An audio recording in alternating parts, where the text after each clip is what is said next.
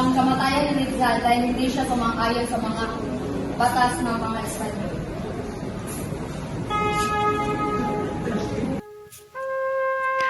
Marami akong pangarap para sa aking bansa. Lalo na sa unaran nito sa komersiyo, medisina, edukasyon at agrikultura. Ngunit sa pangarap na ito, kailangan ko rin ang aking kapwa mga Pilipino.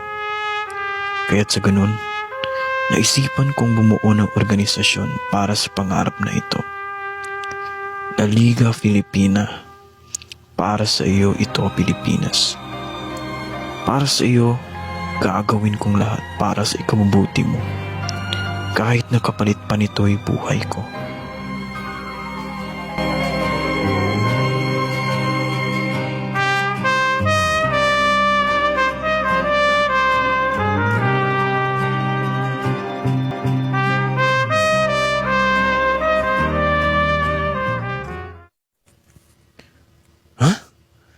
Hindi ako naniwala sa taksil na doktor na iyan. Sigurado akong isa yang rebelyon laban sa ating mga Kastila. Gusto ko ligpitin niyo ang taong yan bago pa mahuli ang lahat.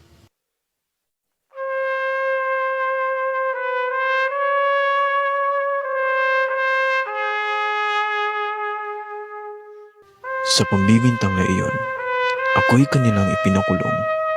Ngunit hindi ito naging dahilan para mawalan ako ng pag-asa.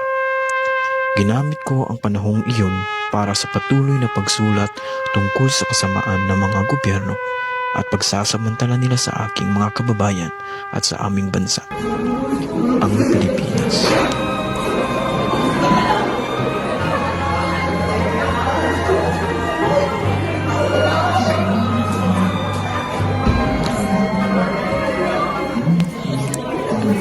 Ngunit tila ba wala na akong laban pa sa mga mapagmataas na mga kalaban. Hinatulad ako ng kamatayan sa ginawang pambibintang. Subalit mas nakabubuti ng siguro kung sa akin ito mangyari at wag sa aking kapwa Pilipino, sapagkat hindi ko makakayang makita silang pinahihirapan mismo sa sarili nilang bansa. Kailangan hatulan ng kamatayan si Rizal dahil sa krimen na kanyang ginawa. Sang-ayon ako dyan. Sang-ayon ako sa kaparusang kamatayan. Sang-ayon din ako. Hindi yun. Parehas pala ang ating nararamdaman ukol sa kasong ito. Itutuloy ko ang sentensyang kamatayan kay Rizal. Sumasang-ayon ba kayo sa desisyong ito? Oo, sumasang-ayon kami. Mahal kong Teodora at Josephine, nais ko lang ipaalam sa inyo na malaking parte kayo ng aking buhay. Sa inyo, aking mga kapatid. Huwag niyo sanang kalimutan ang mga panahon ng ating kabataan na ating pinagsaluhan. Ang mga aral na aking natutunan sa inyo at ang mga aral na itinuro ko sa inyo. Maging gabay sana ang mga iyon sa pagpatuloy niyo sa buhay.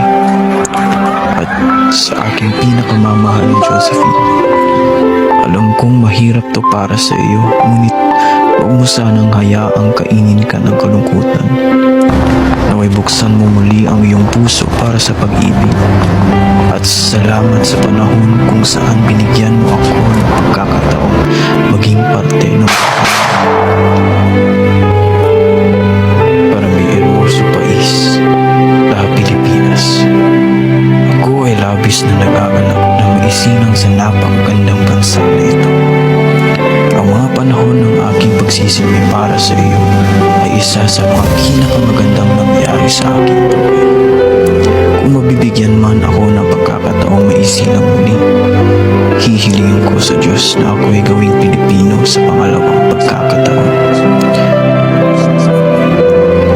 At hindi ko pinagsisisihan na ipinaglaban ka sa mga masasama kahit nakapalit pa nito'y aking buhay, sapagkat nararapat lamang na ika'y alagaan at mamahalin at hindi pagsasamantalahan.